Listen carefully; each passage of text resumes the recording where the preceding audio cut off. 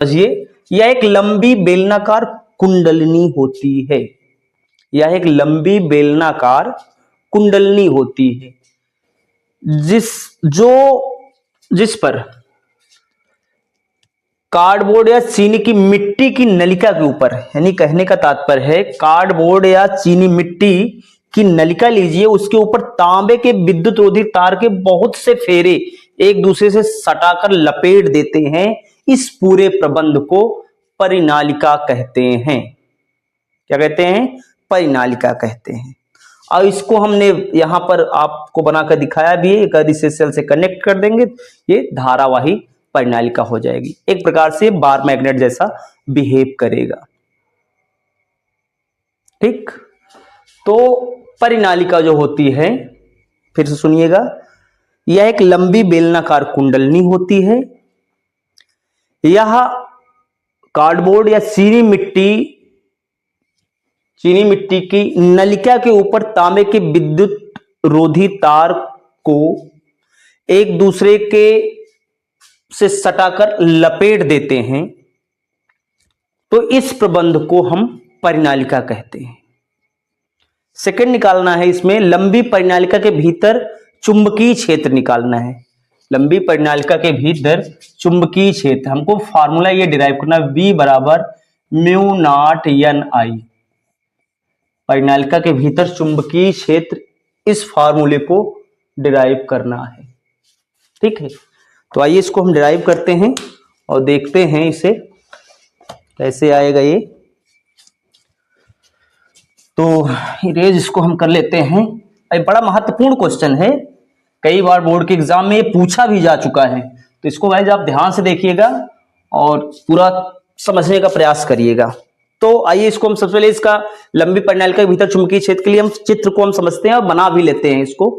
तो ये क्रॉस जो दिखाई दे रहा है, क्रॉस, सबसे पहले आप क्रॉस बनाएंगे, फिर ये डॉट बनाएंगे। क्रॉस का मतलब करंट यहां से अंदर जा रहा है, ये अंदर गया फिर बाहर आया, फिर बाहर आया फिर अंदर गया, फिर बाहर आया फिर अंदर गया, फिर बाहर आया फिर अंदर गया। इस प्रकार से ये परिनालिका यानी हेलिक्स जो कुंडलनी है उसमें इस प्रकार से वैद्युत धारा प्रवाहित हो रही है। और हमको इन परिनालिका के भीतर इसके बीच में चुंबकीय क्षेत्र निकालना है। तो चुंबकीय क्षेत्र की दिशा कैसे निकालेंगे? दाएं हाथ की हथेली का नियम नंबर 1 लगाएंगे। धारा की दिशा में हम क्या करेंगे? धारा की दिशा में ये अंगूठा यहाँ, यानी ये अंगूठा हो गया, यहाँ पर करंट अंदर जा रहा है और वैद्युत धारा अंगुलियों को मोड़ेंगे तो ये क्या हो गया? धारा की दिशा में अंगूठा लगाया, चुंबकीय क्षेत्र अंगुलियां क्या है? चुंबकीय क्षेत्र, यानी चुंबकीय क्षेत्र की दिशा इस प्रकार से होगी। यहां पर ध्यान दीजिए, करंट ऐसे बाहर निकल रहा है, करंट बाहर निकल रहा है इस प्रकार से। और चुंबकीय क्षेत्र हमको कहां निकलना? करंट ये बाहर निकल रहा है, चुंबकीय क्षेत्र अंगुलियों को मोड़िए, देखिए चुंबकीय क्षेत्र की दिशा इधर ही आ रही। कहने का तात्पर्य है चुंबकीय क्षेत्र की दिशा कुछ इस प्रकार से एरो की डायरेक्शन में होगी। तो ये क्रॉस और डॉट वैद्युत धारा की दिशा हो गई, जो ये लाइंस बनी हुई है ये चुंबकीय क्षेत्र हो गया। अब धारावाही परिनालिका के भीतर हमको चुंबकीय क्षेत्र निकालना है। तो यहां पर एक महत्वपूर्ण एम्पियर सर्किट लॉ होता है। तो ये एम्पियर का परपथीय नियम हम लगाएंगे। क्या लगाएंगे? एम्पियर का परपथीय नियम लगाएंगे। तो उसे लगाने के लिए हम एक द्विविमीय बंद सममित आकृति ले देते हैं। तो ए बी सी डी एक रेक्टेंगुलर शेप का हमने एक बंद आकृति ले ली। और ए बी जो है ये जो चुंबकीय बल रेखाएं हैं उसके अक्ष के समांतर हैं, जो लंबाई ए बी है। बाकी जो बी सी है और ए डी ये लंबी भुजाएं हैं, जिसके कारण सी डी यहां यानी ए बी से अत्यंत दूर होगी। यानी यहां पर चुंबकीय क्षेत्र जो होगा वो नेग्लिजिबल होगा, क्योंकि ये अत्यधिक दूर होंगी। कारण क्या है? ये भुजाएं बहुत लंबी हैं, इसलिए सी डी जो होगी ये बहुत दूर होगी भुजा। तो यहां पर चुंबकीय क्षेत्र जो होगा नेग्लिजिबल होगा। ठीक है, तो आइए देखते हैं एम्पियर का परपथीय नियम क्या होता है। एम्पियर का परपथीय नियम होता है close integration vector B dot vector D L. अब इसकी सभी साइड्स पर लगाएंगे, ध्यान से देखिए। पहले इसको हम लिख लेते हैं, एम्पियर का परपथीय नियम क्या होता है? Mu not I.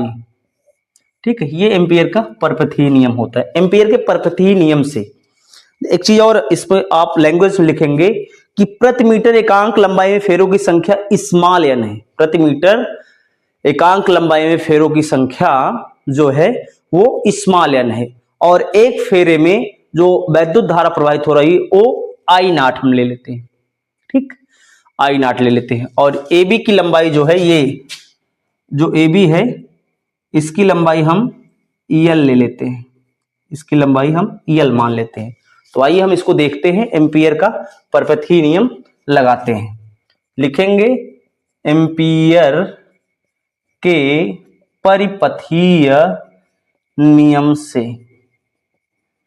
ठीक, एम्पियर के परपथीय नियम से देखेंगे closed integration vector B dot vector D L, closed integration A to B vector B dot vector D L, फिर बी टू सी हो जाएगा vector B dot vector D L, फिर C to A हो जाएगा vector B dot vector D L, फिर closed integration vector D to A हो जाएगा vector D to A हो जाएगा, फिर vector B dot vector D L.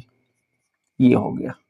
अब ए टू बी लंबाई की डायरेक्शन, लेंथ की डायरेक्शन और जो चुंबकीय क्षेत्र की डायरेक्शन दोनों सेम है, तो यहां पर जो दोनों की डायरेक्शन सेम होने के कारण जो थीटा होगा इसकी वैल्यू क्या होगी, 0।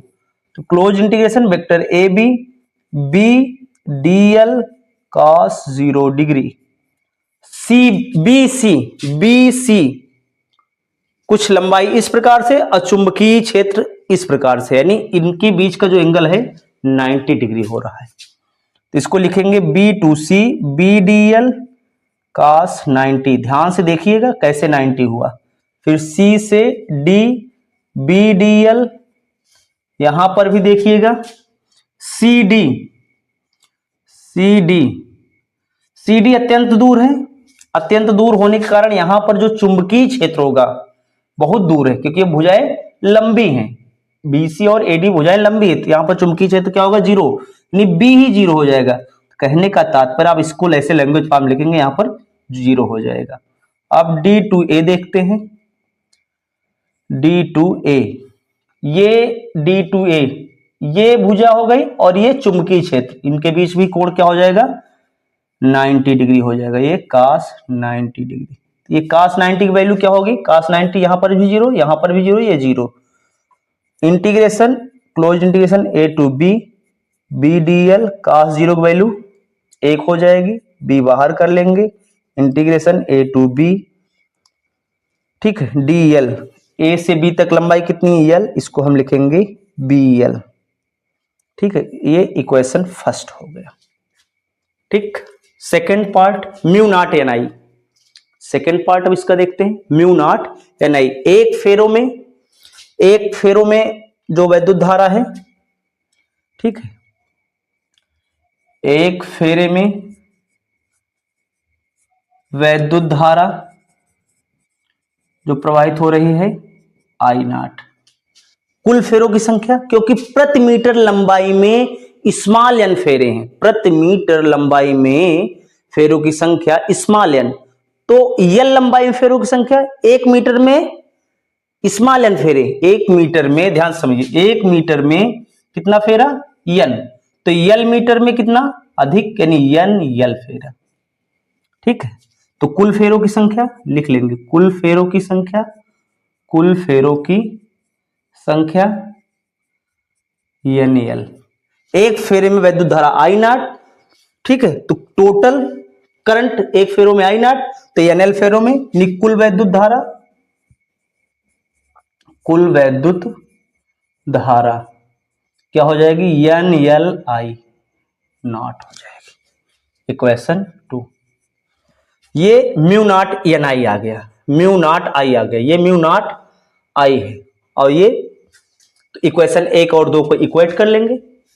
आइए देखते हैं, इक्वेशन 1 और 2 से यहां पे लिख लेंगे, समीकरण 1 और 2 से,